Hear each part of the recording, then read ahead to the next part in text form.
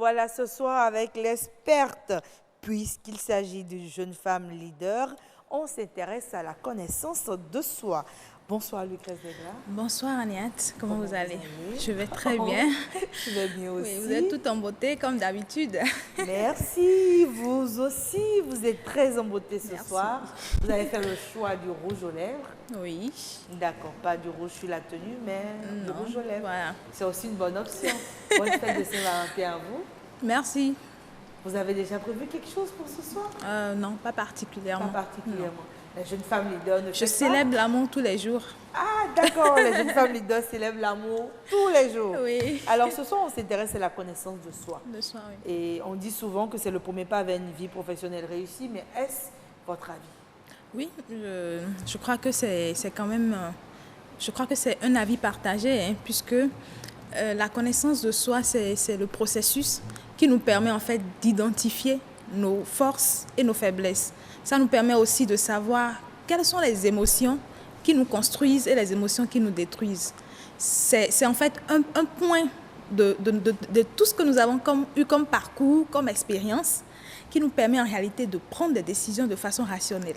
Donc la connaissance de soi est très importante, pour pouvoir quand même prendre des décisions vraiment objectives dans toutes les sphères de la vie. D'accord. Alors, quand on dit connaissance de soi, on se dit tout de suite, est-ce que c'est facile, est-ce que c'est pas facile?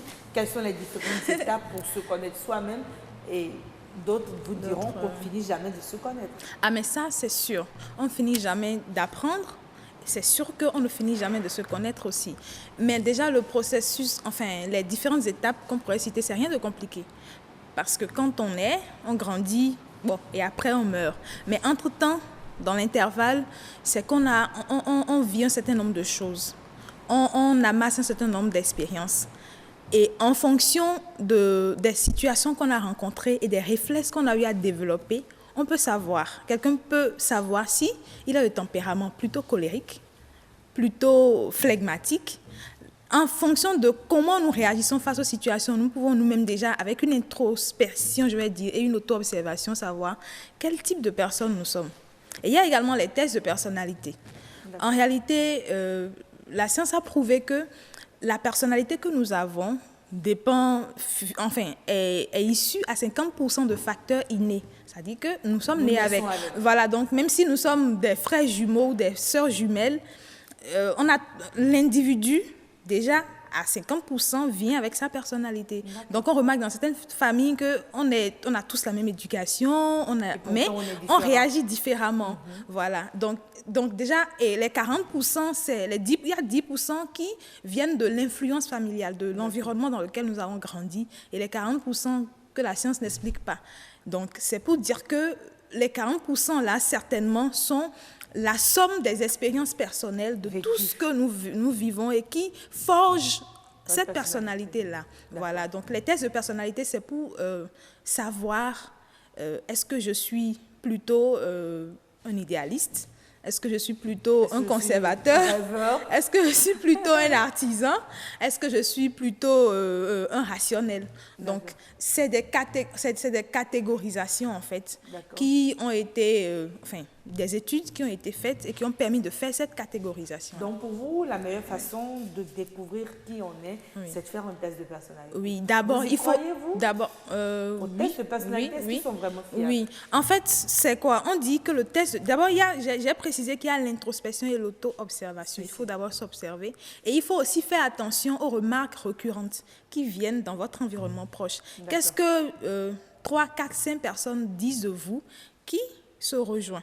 Qu'est-ce que les gens disent et que vous avez l'impression que ça vient chez beaucoup de personnes, voilà. Et les tests de personnalité, comme on le dit, ça ne remplace pas l'évaluation d'un spécialiste, d'un psychologue.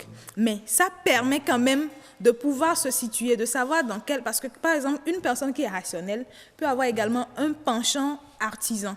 D'accord. Voilà, de la créativité. L'un n'empêche pas l'autre. Voilà, mais c'est qu'il y a une certaine prédominance. D'accord. Donc, en sachant ce qui est prédominant, tu sais vraiment là où tu es le plus fort et aussi là où il faut s'améliorer et qu'est-ce qui ne va pas du tout et sur lequel il faut travailler. D'accord. Alors, pendant longtemps, on a pensé que la connaissance de soi, justement, n'a d'impact que sur notre vie familiale, notre vie privée. Mais aujourd'hui, on se rend compte que ça a aussi une incidence sur la vie professionnelle. Oui.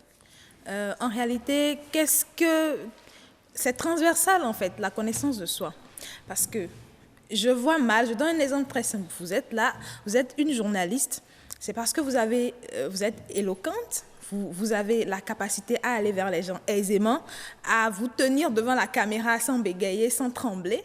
Une personne qui est de nature introvertie ou peut-être timide, qui ne peut pas faire ce genre de métier, si l'individu n'a pas pris conscience déjà de ses faiblesses, de ses limites, et qu'il s'engage dans le processus, il aura l'impression que Madame Agnat est peut-être plus forte que moi au journalisme, elle a plus de chance que moi en journalisme, mais ce n'est pas ça en fait.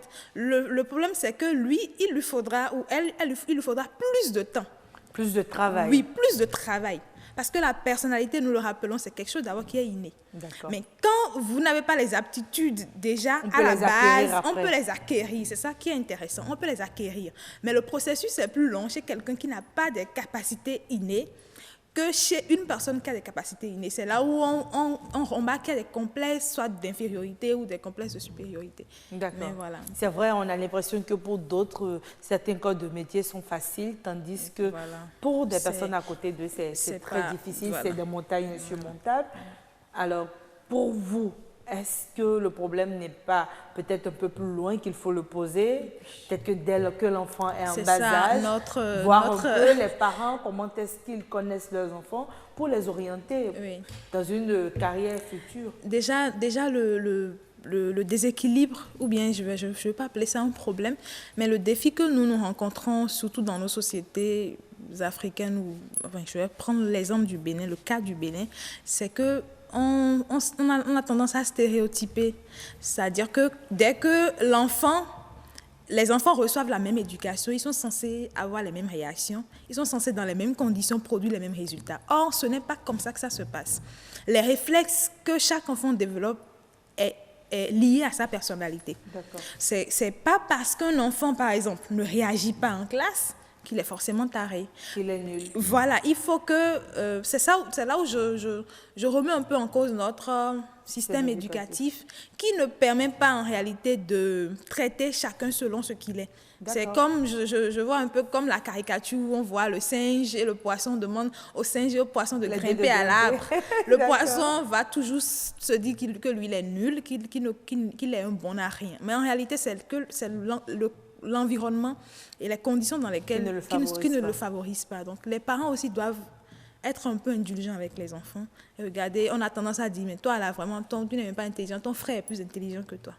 Or, on n'a pas eu le temps de voir ce en quoi l'enfant est vraiment apte et l'aider à se focaliser là-dessus. Oui, mais parfois, il y a des talents chez l'enfant qu'on n'a même pas envie de voir. Hein. Un enfant peut-être qui aime la caricature, qui aime jouer au ballon, alors que... Oui, il sait que s'amuser. Alors qu'aujourd'hui... les sciences dures et tout. Moi, je me rappelle que quand j'étais plus jeune, mes parents voulaient que je fasse la médecine parce que papa, maman étaient du corps médical. Mais moi, la vue du sang m'horrifie. Je ne me voyais pas en train de faire cette profession-là. Donc, ça a été, je ne dirais pas une lutte, mais j'ai su quand même m'en défaire parce qu'on m'a imposé une série C parce que quand même j'étais bien dans les matières scientifiques, à part la mathématique qui était ma bête noire. Mais c'est pour dire quoi? C'est pour dire que parfois les parents projettent leurs envies, leurs ambitions sur les enfants sans tenir compte de la personnalité de l'enfant. D'accord. Voilà. Alors, à quel moment, justement, on devrait être obligé de suivre et de se rendre compte que l'enfant, il a ses besoins, il a ses qualités, il a sa connaissance de lui-même et qu'il faudra en tenir compte? Moi, je crois qu'aujourd'hui, ce qui est intéressant, c'est qu'il y a un phénomène qui est en train de croître et qu'on ne voyait pas il y a quelques années, c'est le phénomène du coaching. C'est-à-dire qu'il y a des spécialistes qui peuvent, en fonction des capacités que chacun présente, les orienter dans tel ou tel secteur. Mais tel que je vois que tu réagis, ce serait mieux que tu fasses ceci ou cela. Et je crois que même si les parents n'ont pas eu la possibilité ou la chance de le faire quand les enfants étaient un peu plus jeunes, comme on dit, l'apprentissage, c'est un processus continu. On ne finit jamais d'apprendre à se connaître. Et même à 50 ans, on peut découvrir d'autres passions. On peut se redécouvrir, on peut découvrir d'autres passions, on peut découvrir qu'il y a certaines choses qui étaient des failles qu'on peut toutefois corriger. Voilà, donc c'est pas... D'accord. Alors, mais pour vous, hein, maintenant, on parle aussi à des adultes qui nous écoutent et qui nous suivent. Qu'est-ce qu'on fait pour pouvoir utiliser cette connaissance de soi afin de s'améliorer d'un point de vue professionnel? Déjà, moi, je voudrais en fait montrer les avantages qu'il y a à se connaître. Les avantages qu'il y a à se connaître, les retombées positives qu'il y a. Parce que pour qu'on demande à un adulte qui a son libre arbitre d'aller faire quelque chose, il faut qu'on lui présente les avantages que cette chose va lui apporter. Donc, les retombées positives de la connaissance de soi, c'est d'abord le fait de découvrir sa motivation. Qu'est-ce qui fait que j'ai envie de faire cette chose-là? Qu'est-ce qui me passionne? D'accord. Quand je découvre ma motivation, je développe ce qu'on appelle le focus. Je suis plus concentrée. Je sais que c'est cette chose-là qui m'intéresse. Quand j'ai défini l'objectif, je sais que c'est cette chose-là qui m'intéresse, c'est ce but-là que je veux atteindre. Et je suis plus focus sur ça. Voilà, ça évite en fait d'être éparpillé, de se disperser, de vouloir saisir toutes les opportunités. D'accord. Parce que lorsque tu sais qui tu es, tu sais ce qui te convient, et ça te permet en fait de faire le tri dans ton environnement. On est plus concentré. Voilà, on est plus concentré. Oui, et ça permet aussi d'avoir une ouverture d'esprit, de voir les choses de façon plus de relativiser les choses, d'avoir une interrelation plus facile et plus aisée avec les autres, oui. De pouvoir prendre des décisions de façon objective, comme je l'avais dit déjà, et aussi de lutter contre le stress. De lutter contre le stress. Parce que quand tu sais déjà tes faiblesses et tes limites, tu sais où il ne faut pas aller, tu sais où il faut aller, tu sais aussi qu'est-ce qu'il faut faire pour corriger ce que tu as comme... Voilà. Justement, quand on parle de correction, avec cette connaissance de soi, d'un point de vue professionnel, on peut s'améliorer, on peut renforcer ses faiblesses et les transformer même en atout. En atout, voilà. C'est ça qui est intéressant avec la personnalité, c'est qu'elle n'est pas immuable. D'accord, elle peut bouger. Subir des transformations positivement. D'accord, merci Lucrèce Degla. Avec vous, on s'est donc intéressé à la connaissance de soi et on l'a démontré sur ce plateau, c'est vraiment un premier pas vers une vie professionnelle réussie. Ce sera tout pour la rubrique expert de ce soir.